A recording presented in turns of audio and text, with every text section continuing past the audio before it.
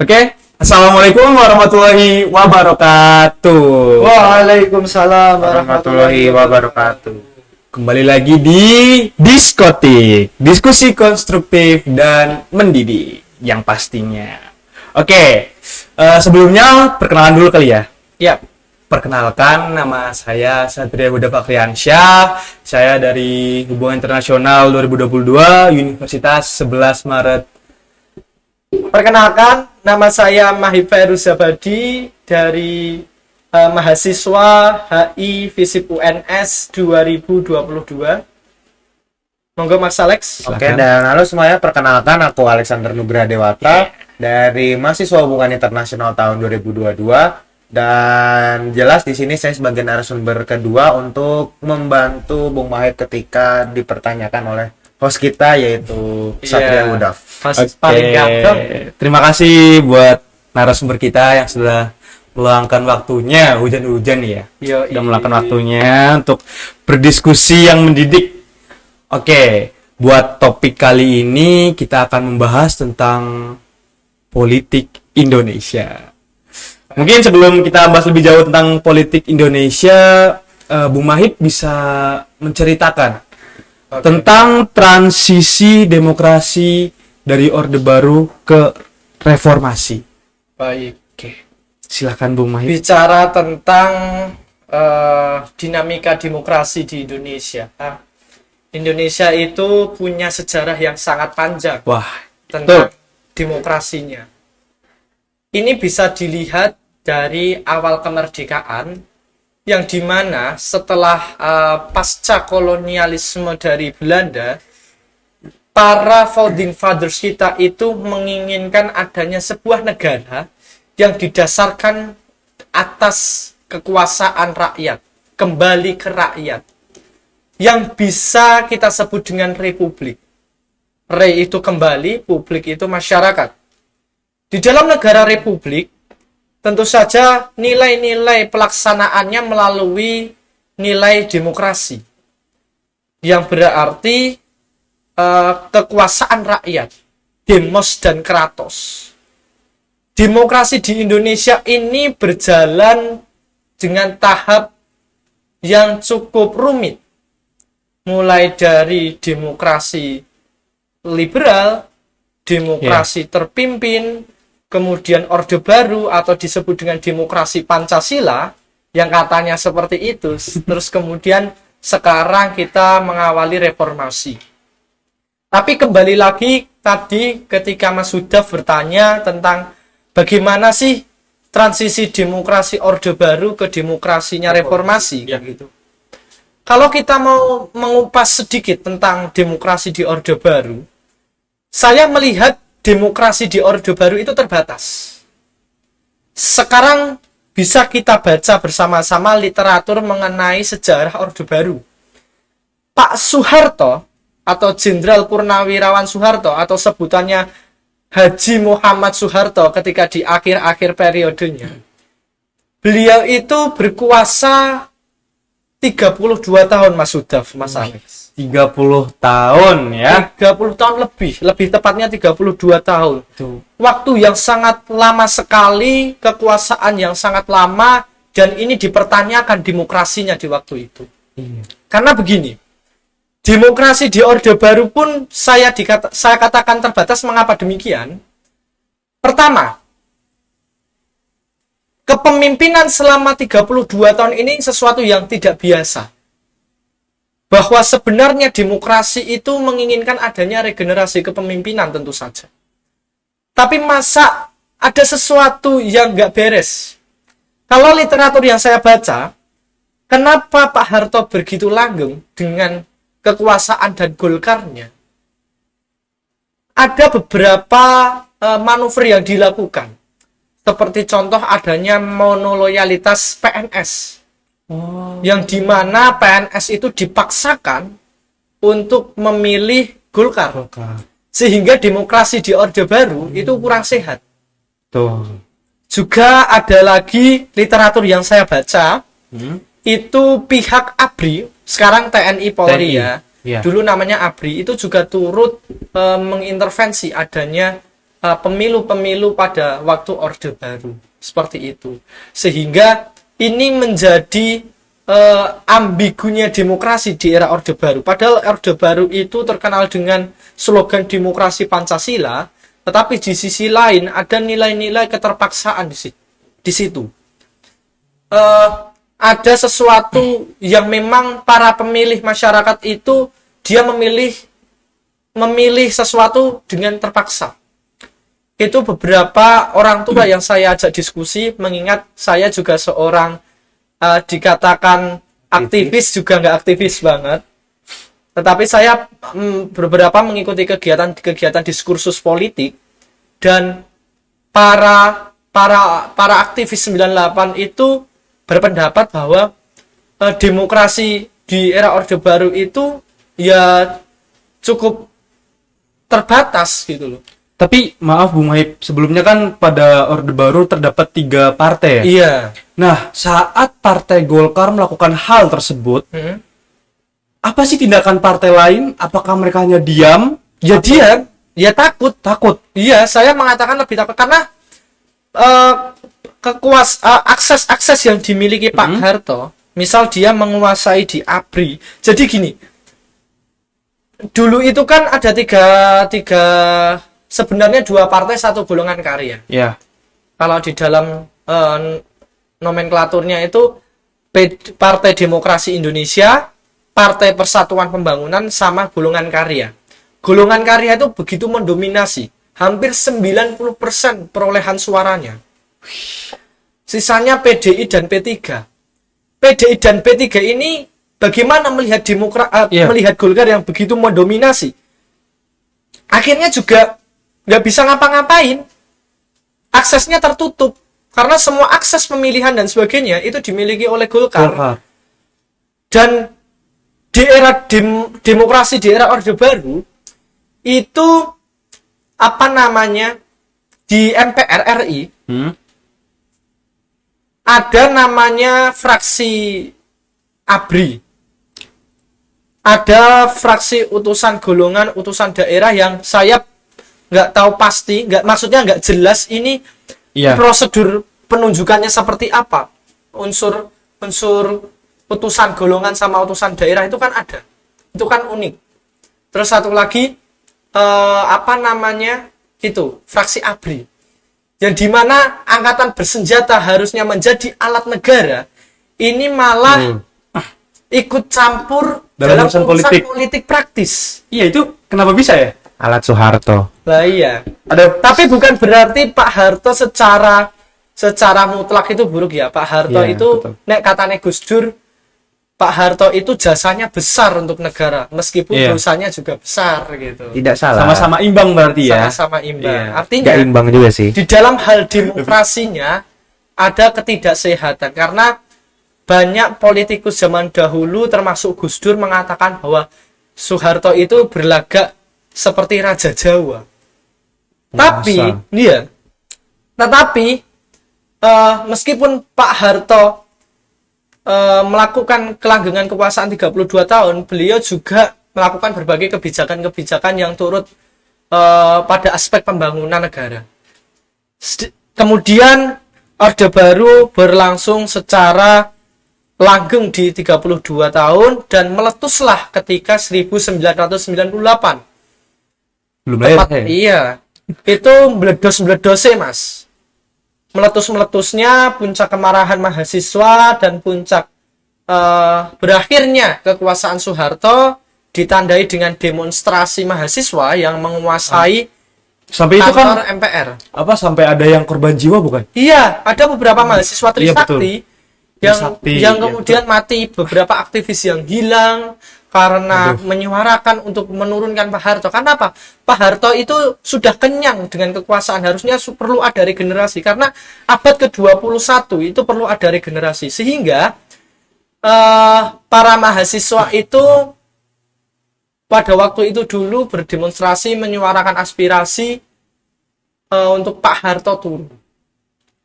Lanjut di era reformasi, setelah melihat demokrasi Orde Baru yang begitu otoriter ya, Pak Harto kan Iya. sebagai pemimpin otoriter yang dimana kekuasaan terpusat di Pak Harto ini Pak Harto menjadi semua. evaluasi bagi keberlangsungan pemerintahan Indonesia. Sehingga ada namanya amandemen. Di era Orde Baru, kekuasaan presiden itu tidak ada batasannya. Di era Orde Baru. Namun, setelah reformasi, ini terlihat bahwa setelah amandemen itu sendiri, kekuasaan presiden itu dibatasi 2 periode. Ini menjadi corak ciri khas di dalam demokrasi di Indonesia. 2 periode ya. 2 Berarti periode. kalau Soeharto 32 tahun dibagi 2 berarti Sudah beberapa periode itu. berapa periode ya? Itu Makanya tingkat kaderisasi tidak jalan pada masa itu. apa ya? Terhambatnya regenerasi kepemimpinan. Terus kemudian corak demokrasi yang berubah ketika Orde Baru ke reformasi adalah hadirnya DPD RI, Apa itu? Dewan Perwakilan Daerah. Dia seperti kalau di Amerika Serikat itu seperti senator, di mana setiap provinsi itu ada keterwakilan daerah 4. Daerah berarti ya. Ya, 4. Kemudian Dewan Pertimbangan Agung juga dihilangkan. Dan mulai muncul adanya pemilihan umum secara langsung, adanya kemudian multipartai. Ketika Habib yang mencetuskan itu kan Presiden B.J. Habibie ya. Habibie. Ketika Orde Baru partai itu dibatasi 3, di era reformasi partai tidak dibatasi gitu. Unlimited berarti ya. Sampai meledos beberapa partai banyak di pemilu pertama pasca Orde Baru di awal reformasi. Mungkin itu saja Mas. Wah. Udah Bener ya, politik sekarang partai politik tuh semakin di mana-mana ada ya. ada ya. Setiap jalan kita jalan kemana pasti ada bendera-bendera. Dan ada yang mendominasi pastinya. Iya pasti ada itu ya. Contohnya Banteng. Woi. sensor ya. Oke, terhadap tadi partai politik. Pemilu itu dicetuskan oleh B.J. Habibie ya. Iya, pemilu dengan munculnya multipartai. Multipartai. Iya, multipartai. Soal pemilu, bentar lagi pemilu ya? 2024. Bentar lagi 2024. Jangan menjadi golongan Putih. betul. Pemilih.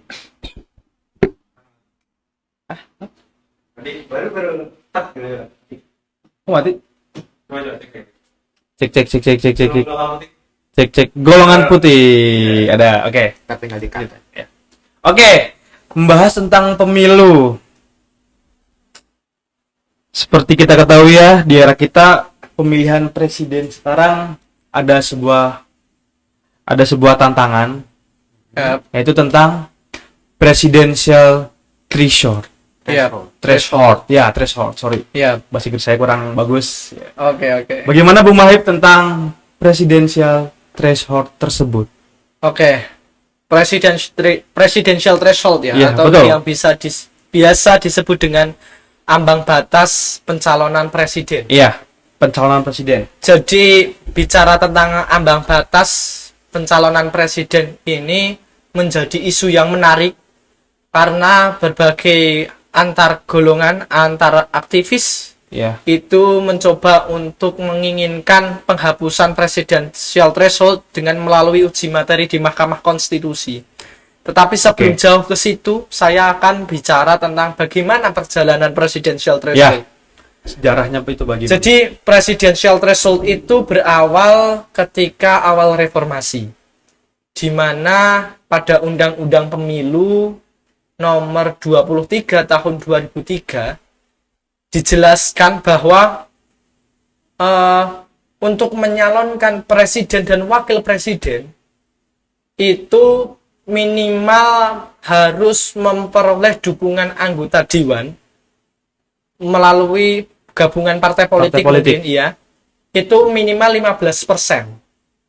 15%. 15% kursi DPR. Misal Oke. Misal kursi DPR-nya ada 300, katakanlah ini misalnya. Iya, 300. Katakanlah 300 berarti 15% dari 300 berapa?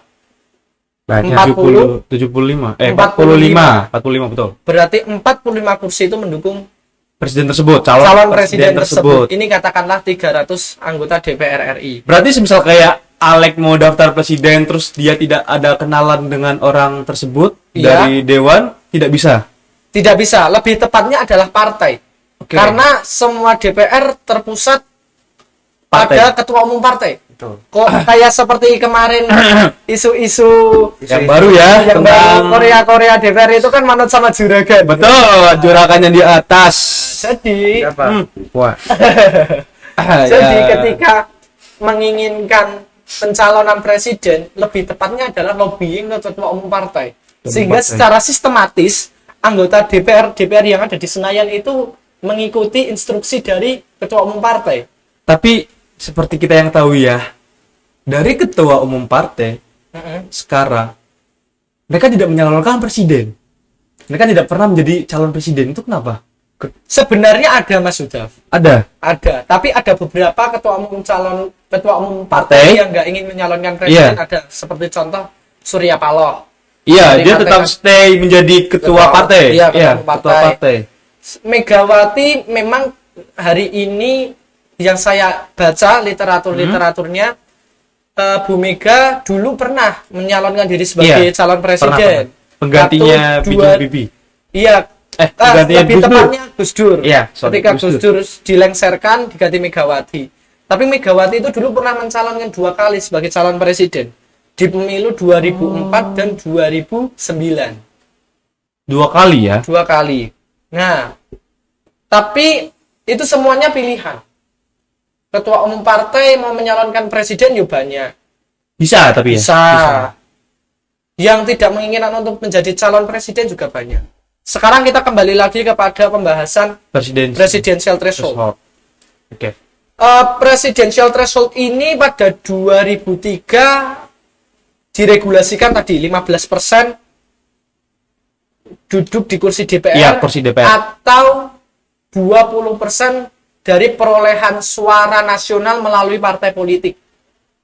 Bentar. 20% suara nasional dari partai politik. Artinya, misal katakanlah suatu partai politik Iya, memperoleh suara sebanyak 20%. 20%, itu nasional. maka bisa secara nasional, berarti dia bisa mencalonkan partainya itu mencalonkan sebagai Oke. mencalonkan seseorang untuk menjadi calon presiden. Iya. Katakanlah ada nama partai, katakanlah namanya partai Maju Indonesia lah. Partai Maju Oke. Indonesia ini memperoleh suara 20% suara nasional di seluruh Indonesia. Hitung-hitungannya gini, Mas. Indonesia memiliki suara sah nasional 500 juta. Iya. 20% dari 500 juta berapa? Sekitar berapa itu? 500. Tadi saya berapa ngomongnya? 500 juta, 20%. Wah, kayaknya kebanyakan nggak realistis. Enggak sih. 50 juta. Katakanlah suara pemilih sah Indonesia itu 50 juta. 20% dari 50 juta berapa? 10 juta? 10 juta. Ada. Ya, 10 juta ya. 10 juta. 10% dari 50 juta itu kan 5 juta. 5 juta. Berarti 10 juta. Hmm. Kalau partai tersebut memperoleh 10 juta Dukungan dari masyarakat. dukungan dari masyarakat dari 50 juta pemilih sah se-Indonesia, berarti partai itu bisa mencalonkan seseorang untuk menjadi calon presiden. Oke. Jadi hitung-hitungannya seperti itu. Bisa dimengerti nggak, Mas Alex dan Mas? Bisa. Ya, Bisa sedikit dimengerti. ada matematikanya Ya. di dalam sistem politik itu. Nah, sama Tapi politika. kemudian pada tahun 2008 itu juga mengalami yang namanya perubahan undang-undang pemilu, yang dimana ini dirubah, ditinggikan menjadi 25% kursi DPR untuk mencalonkan presiden, dan untuk melalui suara sah nasional itu 20%. Sehingga untuk yang pada pemilu 2009 dan 2014 14 itu menggunakan dasar hukum dari Undang-Undang Pemilu tahun 2008. Tetapi ketika untuk 2019 dan untuk tahun 2024 nanti, kita merujuk pada dasar hukum Undang-Undang Pemilu tahun 2017 yang dimana untuk mencalonkan sebagai calon presiden itu minimal didukung kursi DPR 20% Ya. atau suara perolehan nasional 25%. Berarti naik 5% ya? Iya, naik 5%. Kalau misal diukur dari 2003, tapi kalau 2008 Ya. Itu kalau dibandingkan dengan 2017 itu seperti angkanya cuma dibalik gini. iya. Gitu. Nah, itu seperti itu presidential threshold di Indonesia. Artinya apa? Untuk mencalonkan diri sebagai presidential threshold itu tidak serta-merta butuh nyalon. Itu ada ambang batasnya. Adanya ambang batas ini pada dasarnya sebenarnya membatasi pencalonan. Pada dasarnya adalah supaya pencalonan presiden ini tidak serta-merta bludak. Analisis praktis saya seperti itu. Tapi bagaimanapun tak lepas dari pro dan kontra terhadap presidential threshold, realitanya presidential threshold juga berjalan dengan dengan lancar, meskipun di sisi lain cukup ada intrik gesekan-gesekan yang ada di intrik-intrik politik yang ada di skala nasional mungkin gitu. Tapi tetap ada manfaatnya juga sebenarnya ya. Ya, belajar berpolitik lah. Betul. Iya. Kemudian selain presidential threshold ada juga tentang black campaign. Nah, mungkin nanti kita bisa ya Mas Alex sambil diskusi ini kaitannya dengan Pemilu politik Apa? politik digital. Digitalisasi pemilu. Oh ya, Digitalisasi. Bung Alex. Tapi begini, Oke. melihat black campaigns ini adalah konsekuensi dari post-truth, pasca kebenaran.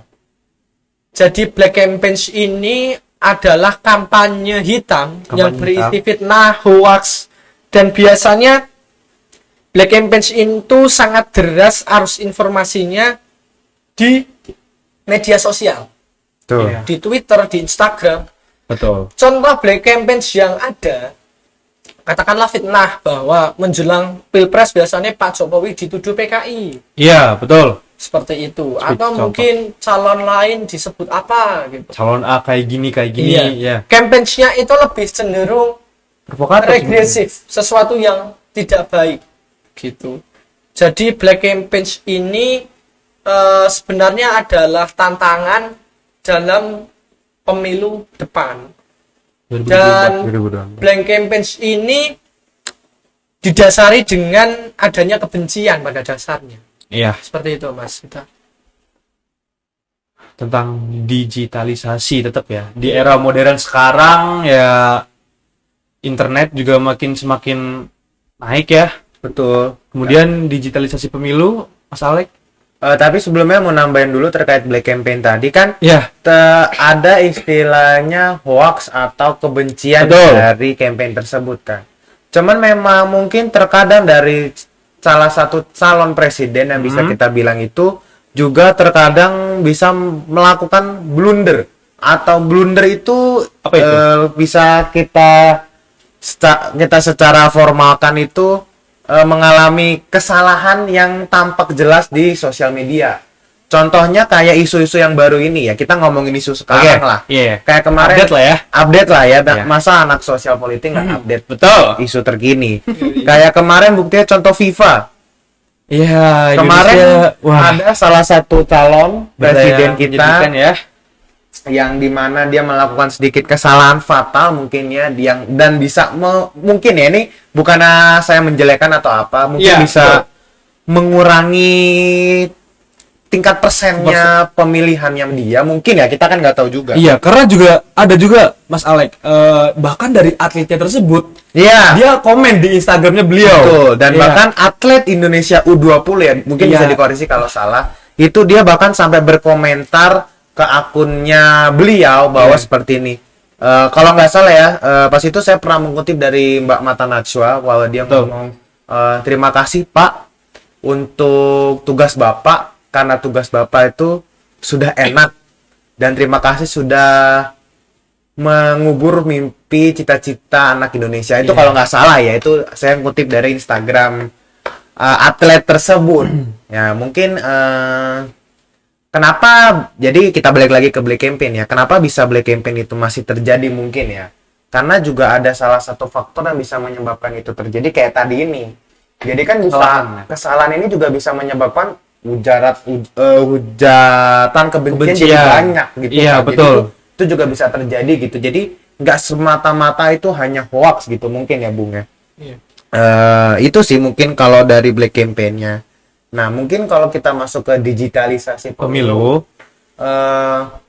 mungkin juga karena kita itu generasi milenial ya. Jadi kan nggak dipungkiri kayak kita nggak jauh-jauh lah dari megang HP. Kapan sih kita bisa lepas dari handphone gitu? Tidak bisa ya? Kayak nggak mungkin sih. Kayak bangun tidur, yang dicek bukan besok kita ada matkul apa? Enggak. Yang kita cek, HP mana ya? Pasti gitu. Itu kayak udah logika dasar manusia aja sih kalau sekarang ya. Iya. Makanya Ketergantungan sih. Iya, makanya juga yang bisa kita bahas sih, peran dari anak-anak muda juga penting dalam pemilu nanti. Karena takutnya, karena apa ya, jiwa-jiwa anak muda itu masih mempunyai Apa ya? agresif untuk maksudnya kayak menggebu-gebu lah dalam menyuarakan pendapatnya. Mungkin itu juga bisa disaring dalam tindak digitalisasi ini, kayak kan pasti mereka bisa melalui media sosial. Itu yang utama kan, karena digitalisasi itu kan digital, berarti kan media digital yang kita fokuskan. Berarti anak-anak muda juga mungkin dalam menyuarakan pendapatnya juga bisa gimana ya mungkin ya, bisa difokuskan dengan fakta-fakta yang ada. Jadi jangan langsung percaya gitu ya. Jadi nggak sebatas mana kayak ngikutin orang kayak tadi golput, kita kan nggak boleh. Jadi kayak ya generasi muda ini harus lebih baik lah dalam pemilu tahun 2024 nanti, karena juga peranan penting itu juga kita pegang lah, karena kan generasi kita ini kan yang kedepannya akan memajukan bangsa, betul? Betul. Mungkin sebatas itu dulu Mas Sudaf, mungkin bisa pertanyaan selanjutnya. Karena pemuda itu sangat penting ya buat kemajuan bangsa. Itu katanya Soekarno itu kan, beri aku 1000 orang tua akan kucabut Semeru dari anaknya. Beri aku 10 pemuda akan kugoncangkan dunia. Weh. Kata pemuda itu wah, sangat keren ya. Oke, lanjut, mungkin kita bakal bahas tentang dimensi tipe pemilih. Itu gimana Mas Baik? Gini. Dimensi. Melihat pemilih saat ini, banyak sekali partisipasi para pemilih yang kemudian didasarkan pada ragam orientasi untuk memilih.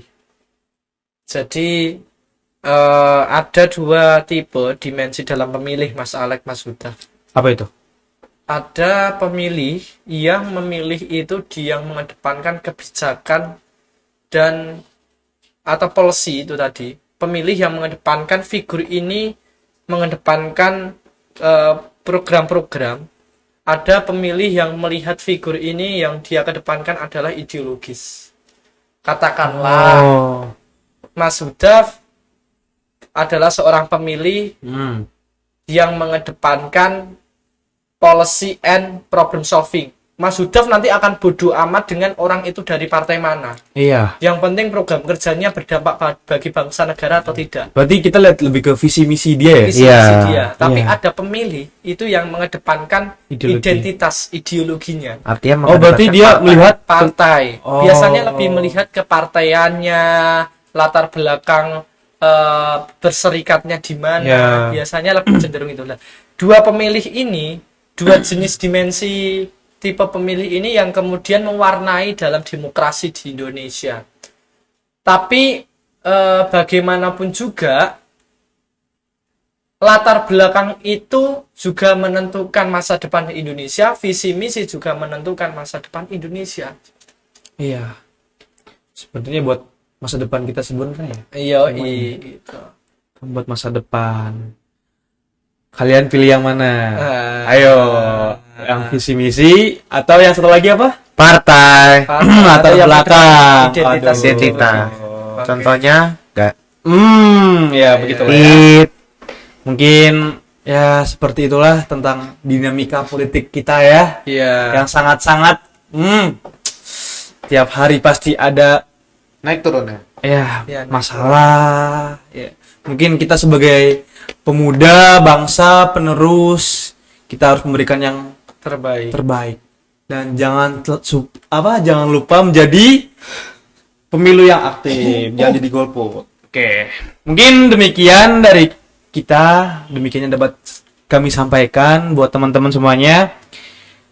Ya, kalau ada salah, kalau ada kata-kata yang kurang berkenan di hati, kami mohon maaf. Atau tidak berkenan di para viewer, Iya. ya itulah hanya Minta sebatas maaf. candaan saja, karena politik tidak bisa dijauhkan dari candaan, karena kalau tidak ada candaan maka terlalu serius. Iya.